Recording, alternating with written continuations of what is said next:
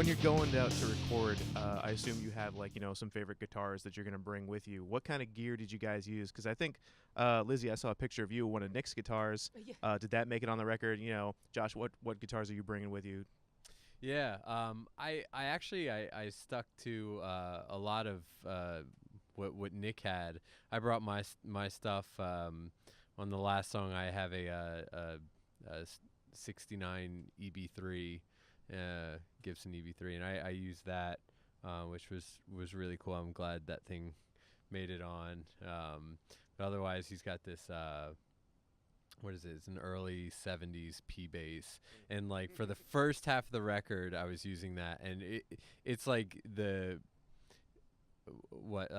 Foo Fighters, when they recorded with him, he ended up using Foo Fighters bass player ended up using that like everyone comes through and like, wow, this thing just really sings, and it does. It's just this bright, just really clear, tone to it, which is great for a bass, right? And But yeah, I ended up using that, and then somewhere at some point switched over. He's got a Geddy Lee jazz bass, and it's like it's so funny because the P bass sounded awesome, but then whoa, this thing sounds really cool, and I use that for the other half of the record. There's one song, Heart of Novocaine, I used early 70s telly bass with a single humbucker on the at the neck pickup, and I'm trying to think if I used a fretless. He's got a Gibson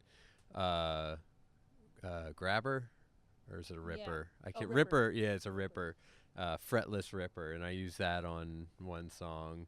Yeah, trying to think what else. That's a lot of cool Oh, stuff. you ended up using the 12-string. Oh, that's right. Yeah. Lzzy has a 12-string Waterstone that she got from Cheap Trick, from Tom Peterson. Awesome. And we got to tell him that yeah, we're like, dude, we used your bass on the record. And so yeah, that made it in there. Yeah, we went crazy. We used everything. Yeah. If it was within grabbing reach, grabbing distance, we used it.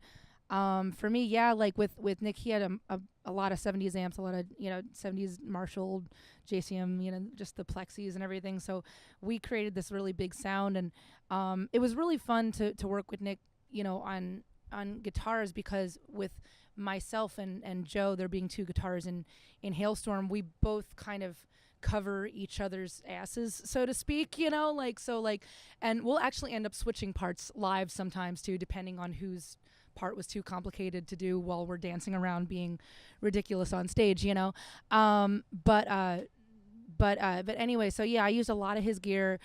He has an amazing Les Paul custom that I'm I fell in love with. I used for a lot of the record.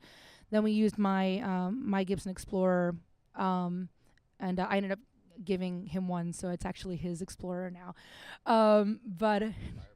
The Firebird made it on. Yeah, the Black Firebird made it on there too. Yeah, it just it was just dependent on the song and what part you're playing. For me, he had me doing a lot of, and this is a technical term, a lot of skadooshing, which is just a lot of, and he's like, we need triple skadoosh right here. So I was like, no, I want it like right before every chorus. You just gotta kick it in. We need more skadooshes. So yeah, so like I became a master of the skadoosh thanks to Nick, and yeah, it's just a lot of fun, man. It's like he's so animated he's in just the way that he approaches recording, and he's such a nerd in the best way possible of for everything, like gear, guitars, drums, and so like he really, I don't know, he just made us feel comfortable, and I think brought the best out of us because of that. If we can delve down that music nerd hole just a little deeper, tell us a little quickly about your new signature model guitar. Oh yeah, so decided to release the dark version of my Gibson Explorer, and I kept all the specs mostly the same, except for it's reversed now. It's black instead of white. Gold hardware. The only difference is that instead of the rosewood neck, I ended up doing rich light, which at first I was like, I don't know if this is the right idea, and but it's amazing because it worked out kind of perfectly, because it has this kind of darker richer sheen over the whole thing. So I'm able to like pretty much, use both of these guitars in our set, just depending on the song and for different reasons. So, yeah.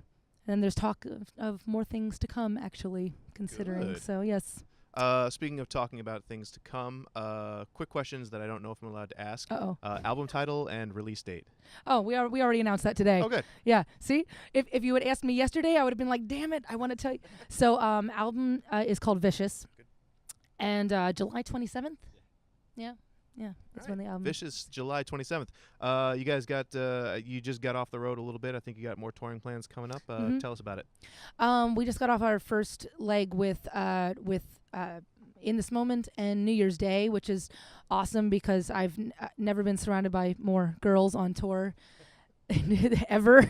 It's kind of weird because like then you really start noticing like how many dude qualities you just kind of like, and I say qualities, you just soak in over the years, even just being a girl, it's like, I'm used to hanging with a bunch of dudes. So, when you have a bunch of girls that are like asking you for like, do you have like a hair straightener? And I'm like, actually, I don't think I do, because no one has ever really asked me that before, besides some emo guy at one point. But yeah, really, seriously, I think the one time I was asked, it was a dude. I never go anywhere without my hair yeah, straightener. right. Obviously, it's beautiful.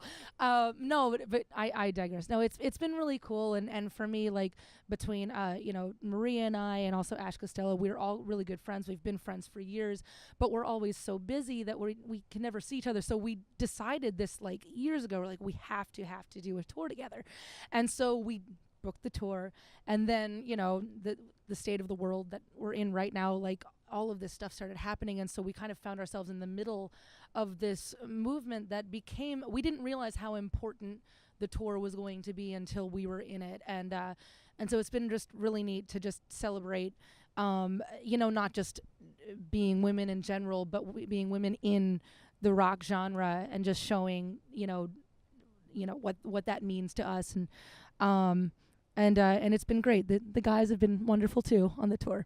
You guys have been great. Thank you. Yes. We were just joking about that earlier, about like the girls, like we just there's some really, really dirty jokes that have been coming from the girls, and the guys, like, they take more showers because there's a bunch of girls around, and it's like so there's been a little bit of a role reversal, which it's been kind of nice, actually. It's been nice. You've always been clean though, Josh. You've always been great hygiene. Let that go on the record. Yes. Josh Yes, has great Josh hygiene. He's a clean man. He's a clean man. Mama taught me well. I think there's another set of dates coming in late summer for that. Yeah, so that's coming July something. I'm the wrong person to ask. All Do you right. know? Oh yeah. The second leg of the tour starts end of July. It's gonna be fun. We're looking forward to picking up where we left off with them, and it goes all over. I think they've been released, but it's gonna be great. We're gonna be up in Maine in the summertime. We go all the way out to the West Coast. It's gonna be lovely. So when they're rolling through your town, go out and see them. That's a commandment. He said it, not me. The band is Halestorm. The album Vicious. It's out July 27th. July 27th. Get your recommended daily allowance of skadoosh. Yes. Thank you very much, guys. Thanks, man, so much.